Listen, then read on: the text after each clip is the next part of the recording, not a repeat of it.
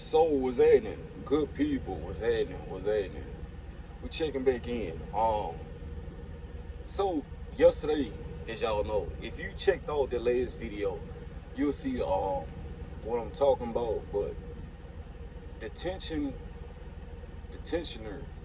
pulley had broke on my pad car engine. The tension pulley had them broke or whatever like that. Got the tensioner fixed. They put a new belt on it. The dude ended up actually giving up. Like, it was so hot outside. He started calling other mechanics or whatever up there at Love's. So he went and sat in a truck for like 15 minutes. And when I asked him, he was like, "Hey man, I can't get it on and this and that." So I went out there, and I started looking at it, and I'm like, all right, well, cool. If this right here, then we just gotta wrap the belt around the tensioner, this and that. So I was thinking to myself, like, if you tighten the tensioner too tight, then it's gonna come down to a point of you can't get the belt on because there's too much tension on it already. So I ended up unloosening the tensioner pulley, and I just put the belt behind it. And then, once I lined the belts up or whatever like that, I tightened the tensioner back down. Now I told him, like, "Hey bro, all right, like, it's on there now." "Oh, how you do that?" "You gotta unloosen the tensioner, because the more the tighter that you put the tensioner pulley, like the tighter that you tighten it down, like, it causes less movement in the belt." So he was just like, "Okay, cool, you already situated," whatever like that. So we sat out there for like 4 hours tinkering around with that tensioner. So we finally got that on. I had to drive down. I picked up a coil out of Big River Steel or something like that, in Arkansas. Brought that down here to Alabama, Woodstock, Alabama. We just unloaded that. This week we grossed. Today is Thursday. We grossed $4,000, like 4,100.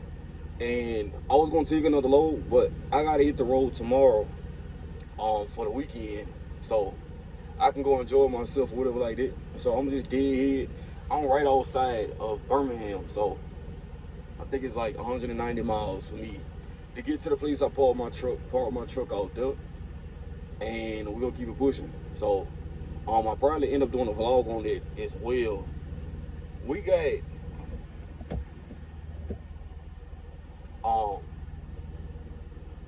so I wanted to drop the gross numbers. Somebody was asking, like, how much is the deductions like annually and this and that, whatever like that. I haven't been over here a whole year yet, so I can't really give you a actual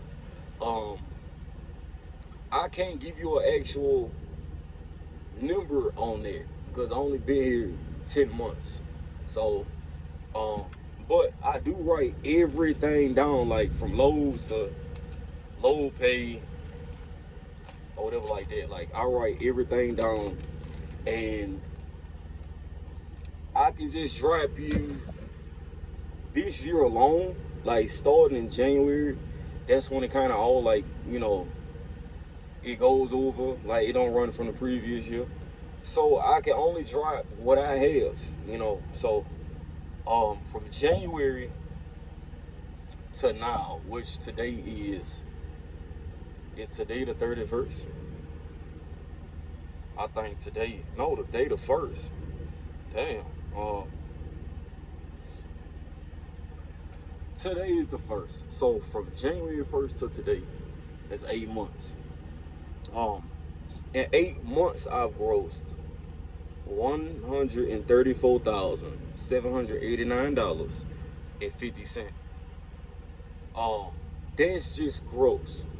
Some people like, "Oh damn, that's a lot of money." It's really not. To be six figures, I would consider that being take home, not gross. You can gross, but when you leasing a truck, it's so many deductions. Or even if you buying a truck, that's gonna be part of your deductions. You're gonna have that monthly. Like me, I pay $651 a week for this truck. So So far, within these 8 months, I paid $31,248 to this truck. This truck was $80,000. So, um, I done paid $31,248 already to this truck. Uh, I got like a year and some change left on this, and the truck it'll be paid off. We don't have a balloon payment over here, so you ain't gotta worry about a balloon payment. I took home $70,432.57. Um, so what is where your money go? The deductions. So your deductions is probably gonna be a little bit more or a little bit less than what you take home, cause they make their money too. Like that's one thing. It's like they gonna eat before you eat, and off the gate they getting that damn truck payment. So the deductions as far as truck payment, insurance, maintenance account, that's 7.5%. That fluctuates. So the more money that you make, the more money that they gonna take from your ass to put it to that maintenance account. But you can, towards the end of your lease, use your maintenance account to help assist pay for your truck. So the deductions is $64,356.43. Now I just told you the net was $70,000, and the deductions come up to $64,000. So they getting theirs regardless. All of this not fuel. You know what I'm saying? Like, I didn't even do the calculations all the way down to the fuel. I ain't have time for all that. You know, it's a little hot outside. I just finished untarping this coil and getting unloaded, whatever like that. But I just put some numbers in to simplify. So like if you net take home $70,000 in basically 8 months, that's still not bad, because you still got 3 more months that you can maximize and utilize and whatever like that. You know, the average person is still probably making $40,000-$50,000, and if you do it properly, you can really just look at it like, if you got different little things you do on the side, or hustles and stuff like that, that $80,000, I mean, well, $70,000 so far, that $70,000 is a lot of money depending on what you got going on. You know what I'm saying? If you just solely living off of that, hey, you can still make it. Just structure. You have to be financially literate to, like, you know, live off of that. This ain't really like blow money, because you also got to think about it. Every year when you go to pay taxes, you got to pay taxes on that bread. Even though you don't pay all these deductions, you still gonna end up getting hit with tax once you go and file, you know, taxes or whatever like that. But in another sense, it's like if you have a S corp, or like you got all of your stuff up under a trust, then it's certain articles that you can fill out to where you could be 100% tax-free because of the amount of deductions that you pay and what the way economy is. You know, it's like, hell, how you gonna pay somebody when you barely living? You know what I'm saying? So they got certain articles out there. If you have like your business, your house, your cars, and everything in a trust fund, or if you have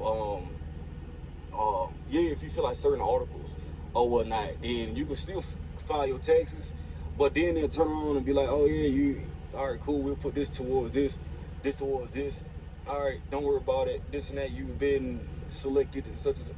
It's a whole bunch of emails. I really don't read it until you get down to like the last 2 pages or whatever like that in the email. Then they'll let you know, like, you know, okay, yeah, your tax has been exempt for withdrawal of whatever amount they was gonna hit you with. So it just all depends on how you set certain things up. But yeah, you do come out a lot of you come out of pocket with a lot of money. So like when you go out here, you go lease a truck, and you tell these people what you make and all this, that, and the third, yeah, they gonna tax you, you gonna get hit. But also think about this. Once you start crunching your numbers down and you see how much money you done put out there, that shit'll make you think twice. Like, is it worth staying or leaving? you should be able to still cope with the everyday life of just making your money and then, you know, living life. So it's not difficult. It's just when you basically investing that much money into something, is it's hard to kind of turn away from it. I'm not gonna lie. Like if you get bad to a point of like, oh yeah, you can't do it no more. Like it's a whole better opportunity. You're willing to move. You're willing to take the risk. Hey, that just, to me, it's just money that you just lost. That's the way I'm looking at it. Down on these 2-year lease purchase programs is, I can knock out 2 years, bro. That ain't 24 months. Knock that out, bro, and keep it pushing. They just what I done got with this, and I'm not gonna. I can never tell somebody what to do. Like, you gonna do what you want to do on your own time. You hear me? So it just, when you invest that much bread, and you also got to think about it like this: if you go out to a dealership and you go get an $80,000 truck, and then they hit you with like a 13% APR, you gonna still end up paying the same amount. It's just gonna be stretched out. So instead of having a 2-year lease, you have a truck payment for 3-4 years. You know what I'm saying? It's gonna still end up being the same thing. The only way I would advise it is, I'm at a point right now where I don't have debt, right? And I was gonna actually, on some real talk, I was gonna go grab me another truck and go to Blair or Bennett Transportation. But what I'll have in the debt is like, I don't want to put no more debt on me. Like, me knowing the feeling of being in debt, like, it could be a good debt though. Like, I didn't want it on me. So that's why I ended up taking a whole different route, and I ended up doing this lease, because 2 years is not in my name. I can walk away from it. I'm not gonna take the chances, man. I don't, like, even if the economy crash even worse, right? And you got a truck payment, you still got to figure out how to make that truck payment. The economy crash over here. Hey man, I ain't making no bread. I'm out. I'm gonna go sit my ass down somewhere. That's something you got to kind of put into perspective. When I get asked the question, will you lease a truck? Will you buy a truck? Is now a good time to buy a truck? It is a great time to buy a truck. It's a great time to buy a truck. And I'm thinking about just buying another truck just to have it, because they so cheap now. You could get trucks $30,000-$40,000. Like, your car probably costs the same amount as it, and it's actually an asset instead of a liability. But it just, all, however you run your life at, you gotta do what's lucrative for you. So I can only give you what I'm making or whatever like that. I did get the question. It's like 7 questions about, bro, how much is the deductions for the year? How much you pay on your truck? How long is the lease term? Are they good? Do they have direct customers? Are they stable? Can you still make over $1,500 a week? Can you do? Yes, you can. You can. Just know that half of that damn bread, even though they ain't working, they gonna get half of that money. Because if you go from $134,000 down to $70,000, you only get paid 68% of the load. Anyway, you get paid 68% of the load. So right there, I'll bet you losing 32%. The minute you wake up and decide to scratch your ass, they done took their 32% already. Shit. As soon as you sign that paper, your ass is in a negative $80,000. $65,000 if you get one of them international trucks. Like, they gonna get theirs off type. So you just gotta be prepared for it. Run your business. If you can go out and be a company driver for somebody, you can go out and make millions for yourself. You can go out and stabilize yourself.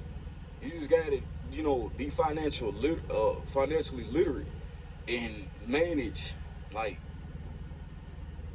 You just have to be. And some people think when you go out and you go lease a truck, you go buy a truck, you can go to HEC leasing, put down $5,000, ride that truck out or whatever like that. You can go to LRM, put down $5,000. You go to Lone Mountain, put down up to $10,000. You could do all this stuff, but then as soon as you put down, bro, you gotta run that truck like you a company driver, because you have to keep that same mentality. You have to keep the same mentality. Like it's like mandatory. So like when you all and you run a company, they like, hey, stay out 2 weeks, blah blah blah. When you get your own truck, hey bro, some of them months you need to stay out 2 weeks, just because you can't give your 110% to a company, then turn around and give yourself 50%. No, you gotta knock down all debt, get as much as you can, pocket, save, because these rainy days, they start to hit pretty fast. When you catch them rainy days, and then that's when you got drivers like, oh, I'm only making $1.50 a mile, and I'm only, like, yeah, because now at this point, they scrambling because the loads ain't doing what they used to do. You know what I'm saying? So, on real talk though, I wouldn't, after this, I would do another lease. Even if I left this, I'm not going to go do another lease. Like, it's not the worst, but when I will only do a lease if they will allow you to pull money from, like, say for instance, every week they take money out your account, your bank account, not your settlement. I would do it that way, because that means you got the opportunity to wire your payments, you know, instead of saying, all right, I'm gonna go to work this week. Like, no, fuck it. If I got $25,000 sitting to the side, hey, bro, take with you until I get back. Like, you know, do it like that. But a lot of these companies don't even offer that, unless you go somewhere like HEC, LRM. I think they call it Excel or Accelerate. Ryder, Penske. It's something, I think it's called like a walk. It's something in Waxahachie or something like that. They pretty decent too. I wouldn't do an SFI truck because they shits is too high. I was trying to come up with some of these lease programs. It's like from dealerships, like, you know, they got their own inventory, their own shops and all that. But with that being said, I didn't mean for this video to go this long. Please like, share, subscribe, comment, all that good stuff. I'm about to get out of here. So hope y'all being safe out there. And I'll catch up with you on the next one.